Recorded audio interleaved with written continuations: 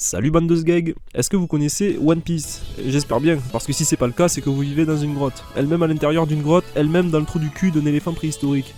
Ne me demandez pas comment c'est possible, parce qu'on s'en bat les couilles.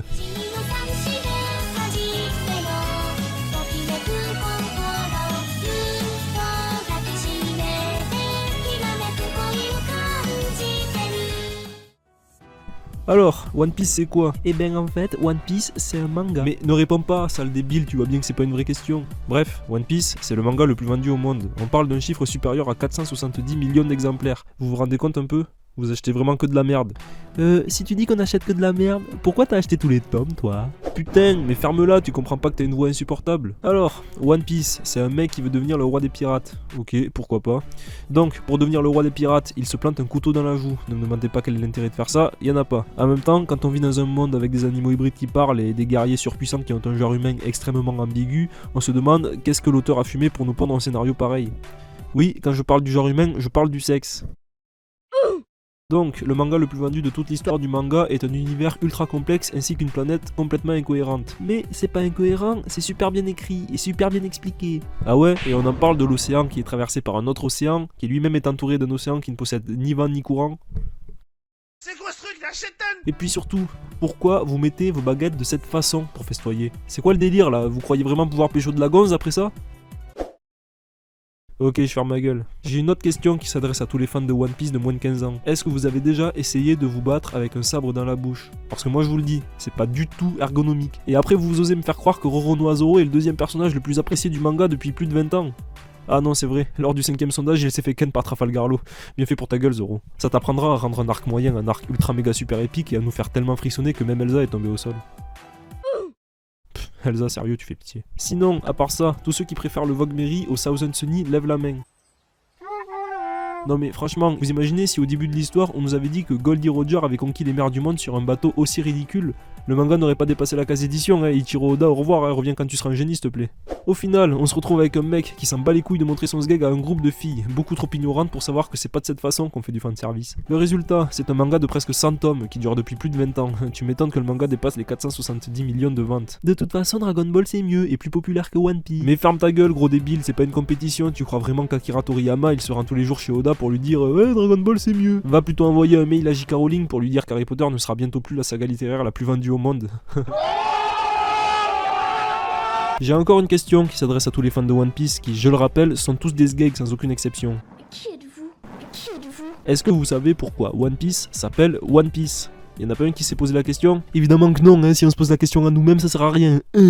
Cette question, il vaut mieux la poser à l'auteur lui-même. Ça tombe bien, il y a une rubrique exprès dans le manga pour demander des trucs inutiles à l'auteur, du genre vous ne trouvez pas que ma mignonne ressemble à 3 fesses collées entre elles? Ok, j'ai compris, on va te faire foutre le courrier des lecteurs. Sérieux, c'est qui? C'est Angèle qui a posé cette question? Putain, mais regardez-moi ce visage d'ange. À quel moment c'est autorisé d'être aussi belle, bordel? Du coup, One Piece, c'est pas seulement des incohérences et des personnages extrêmement charismatiques, c'est aussi des Terminators avec un IMC beaucoup trop élevé. Faudrait penser à les rendre plus puissants, les robots venus d'un autre monde, les gars. Ah mais oui, c'est vrai, c'est déjà fait, depuis que Luffy maîtrise le Sharingan. Enfin bref, vous imaginez si cette situation se passe réellement? Merde, cette photo n'a rien à voir avec One Piece. Du coup, je vous le demande, pourquoi Naruto a des putains de moustaches?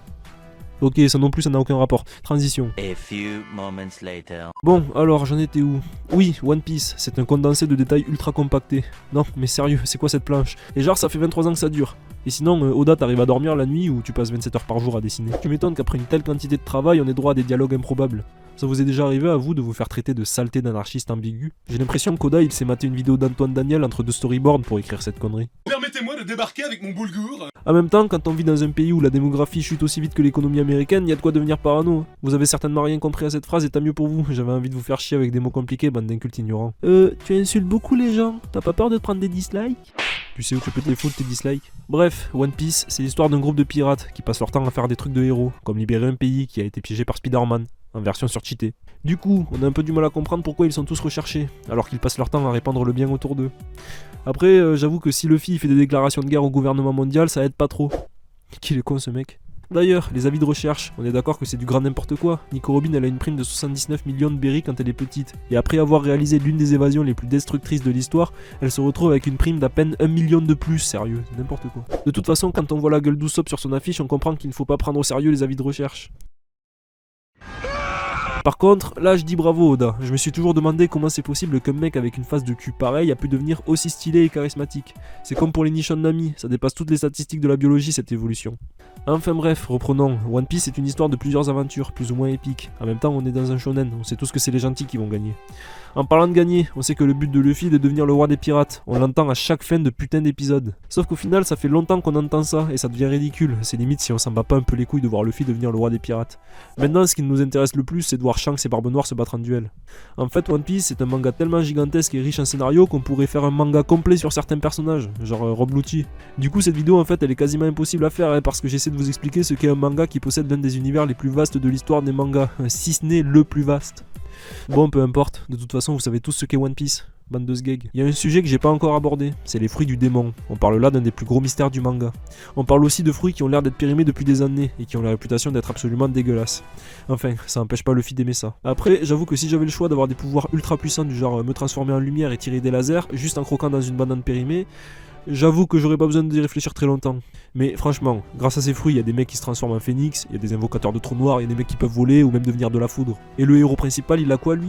Le pouvoir d'être élastique. Effectivement, ça pue la merde. En plus, Oda il nous a expliqué pourquoi il a donné ce pouvoir à Luffy. Et vraiment, c'est l'anecdote la plus pourrie que j'ai jamais entendue. Je vous la raconte pas, j'ai la flemme, vous avez qu'à aller voir les vidéos de Mon Corvo, je suis sûr ils ont dû en parler eux. C'est bien leur genre de faire des vidéos de merde pour dire de la merde. Bon, du coup, j'en étais où? Les fruits du démon, check. Les persos chelous, check. Ah, One Piece, c'est aussi des mecs qui tapent des espèces de long shots du turfu. Genre, Usopp, il nous a fait une masterclass à Dressrosa. C'est à se demander si son père est capable de faire ça, lui aussi. Bientôt, on va finir par le voir en 1v1 snipe sur Nuketown contre le mec de l'équipage de Barbe Noire, là, celui avec un chapeau hyper chum. T'es un random, c'est tout, gros, t'es un random, ferme ta gueule. Non, en fait, c'est pas de ça que je voulais parler. Ce dont je voulais vraiment mettre en lumière, c'est que dans One Piece, il y a une ségrégation sociale tirée à son paroxysme. Mais vraiment, un truc de ouf.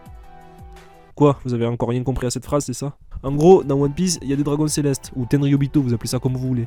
Et ces mecs sont des espèces de nobles ultra privilégiés pour je ne sais quelle raison, et ils ont accès à des services et des richesses illimitées. Alors que de l'autre côté du monde, il y a des enfants qui vivent dans des bidonvilles. Ouais, comme dans notre réalité en fait.